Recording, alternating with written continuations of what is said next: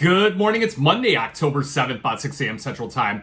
Overnight, the precious metals are mixed after Friday's volatile trading session. The release of the payroll data indicated 254,000 jobs were created versus an average estimate of 147,000. The number exceeded the highest estimate on the street, so traders had to reposition, and they did so frantically. If you look at the equity markets, like a complete yo-yo on Friday. So the unemployment rate, it had ticked down to 4.1% from 4.2, and that shifted the expectations for the Fed to cut 25 basis points rather than 50 basis points at the November 7th meeting.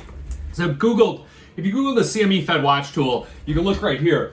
This little candle right here, that's a 13% chance that the Fed now leaves rates unchanged. So not even an interest rate cut. And then you go to this big candle right here, that is an 87% chance that the Fed cuts 25 basis points. So the 50 basis points that we were talking about, the multiple 50 basis point cuts, that's gone. That's off the table. So we'll see what has to happen here. The notes that you're going to see here, and when you start going to like your headline news, whatever your process is looking, you're going to see that 10-year treasury yields had jumped up over 4%. So it's going to be a little bit alarming in the markets here today. And I believe that's why U.S. equities are under some pressure here at the moment. Now, if you trade gold, you want to focus on real yields because that's what gold's closely correlated to. And the best way to look at that is the 2-year treasury yield. That had jumped 23 basis points, hit the highest level since August 30th.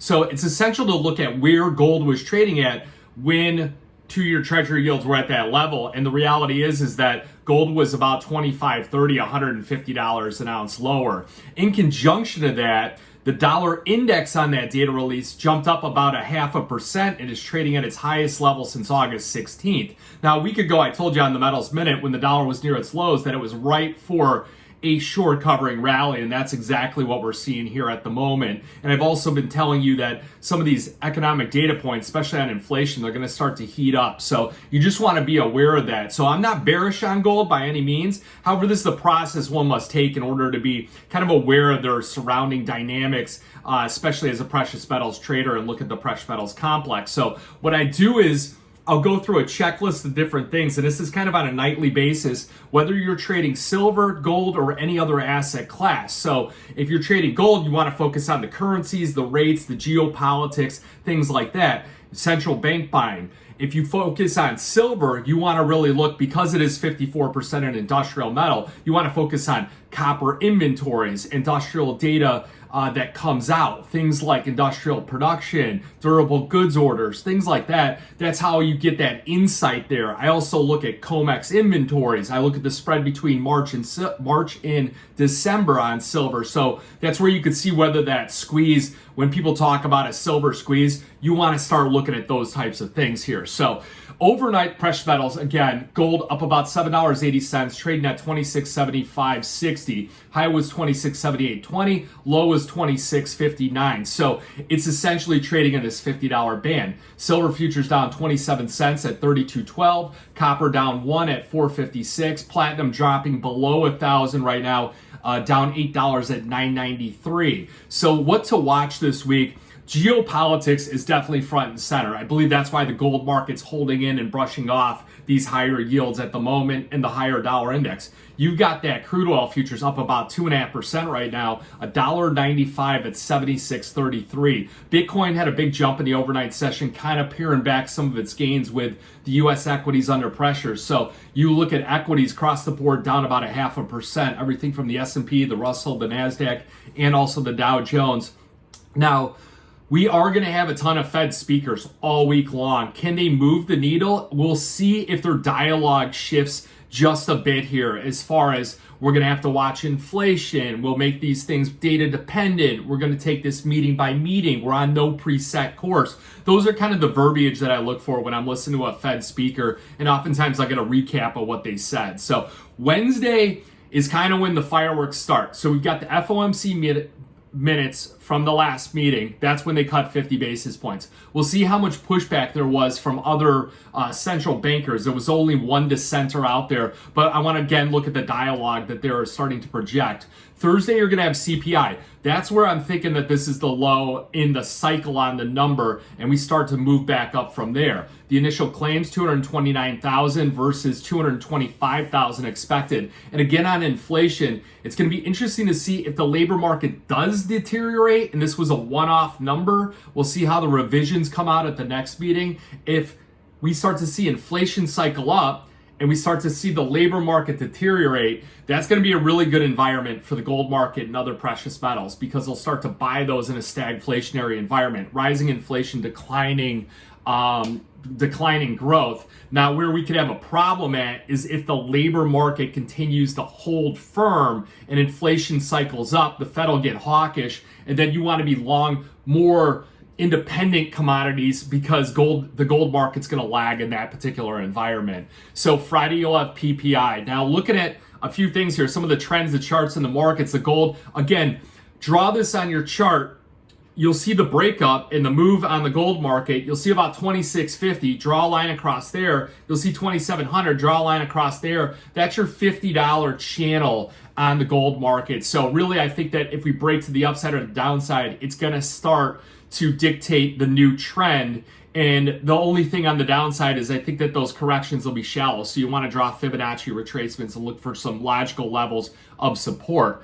Now, we believe that the corrective action you'll see in the gold market is a buy the dip type of opportunity, because in the long run, we think gold futures are going to continue to head higher. Something to note on the currency market, and I don't get too involved with currencies, but again, gold is a currency, is that we had some trend shifts last week, which may impact several of the commodities out there, everything from metals to grains. So the British pound, Canadian dollar, Mexican peso, and New Zealand dollar, they all went to a neutral trend. So they were bullish trend, they go to neutral trend.